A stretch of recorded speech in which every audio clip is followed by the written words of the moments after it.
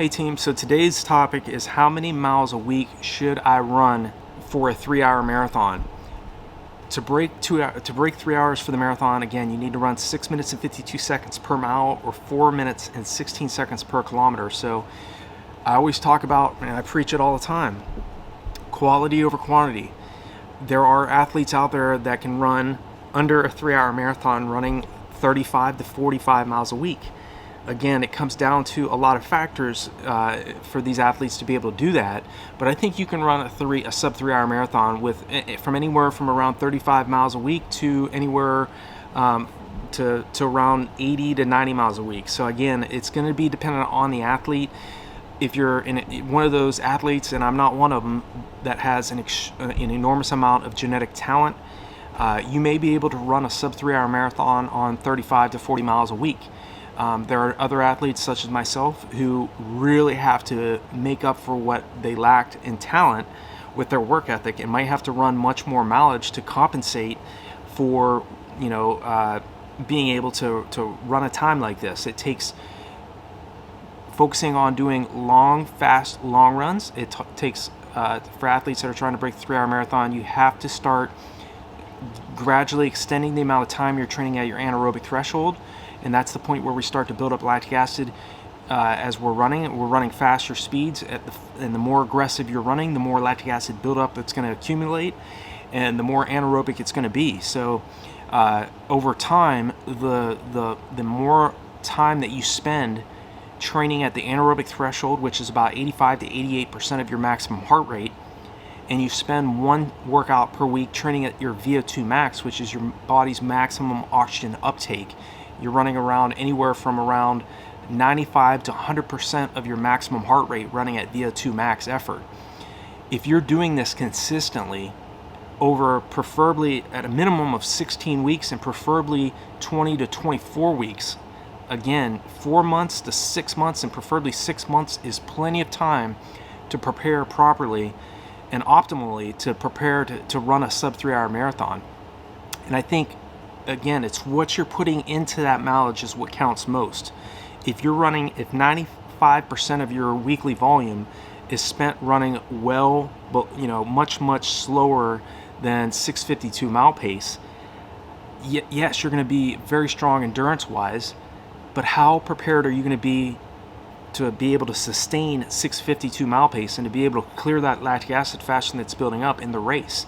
This is a big mistake that a lot of runners make, I think, and I made it too earlier in my career. I was running too much of my weekly volume too aerobically. So look at your training and in your past workouts, look at your logs and try to find out what percentage of your weekly volume are you training at or below your goal marathon race pace. And a sub 3-hour marathon, in my opinion, is an elite time. There are very few athletes around the world that run 2:59:59 in the marathon distance each year. So if you want to crowd into that, that upper echelon of elite athletes, you're going to have to start thinking outside the box. I have created resources on RunDreamAchieve.com. I have a running course specifically built for athletes that are trying to break the 3-hour marathon barrier. I have training plans for athletes that are training from the mile all the way up to the 50K distance. And those training plans range anywhere from 8 weeks up to 6 months, up to 24 weeks in length. And so if you're a longer endurance athlete, if you're an athlete training for, say, like the 10K, the 10-miler, half marathon, and 50K, the longer build-up, the better. Because, again, you're not rushing your fitness. It's going to take time. It's going to take patience to run a 2:59:59 marathon. And so, again, how much mileage you put in is also going to be dependent on how you're setting up that mileage.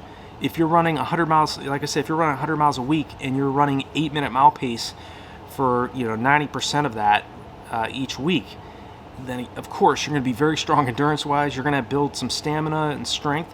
But in terms of your speed development and getting 6:52 mile pace to feel more like 8-minute mile pace, you have to train well below goal marathon race pace. So getting to a point where you're doing mile repeats under 6 minutes, say around 5:45 to 5:47, 5:48 per rep, running well, much more aggressive then sub 3-hour marathon pace is absolutely essential. Spending, like I said before, spending plenty of time in extending the duration of your anaerobic threshold runs, your tempo runs. You may have to start off early on when you're not very fit, running 2 to 3 miles at tempo pace, and that for most athletes, including myself, is a tough task early on when you're not very fit. So adapt, give your body time to adapt to that first before you start working toward 6-mile tempo runs, 8-mile tempo runs, 10-mile tempo runs, or longer. So you have to have an enormous amount of patience to run a sub 3-hour marathon. You have to pay attention to not only your speed development, but also making sure that you're recovering from your hard workouts. Make sure that you jog on easy days. I've trained with sub 2:10 marathoners, guys that could go out and run sub 5-minute mile pace for 26.2 miles, that would go out and run 9-minute mile pace on their easy days. So if a sub 2:10 marathoner can go out and run that slow for their recovery days, then so can you and I. And I that's one of the lessons I learned from some of the world's top runners. And that really helped me over the years to eventually run 2:19 for the marathon.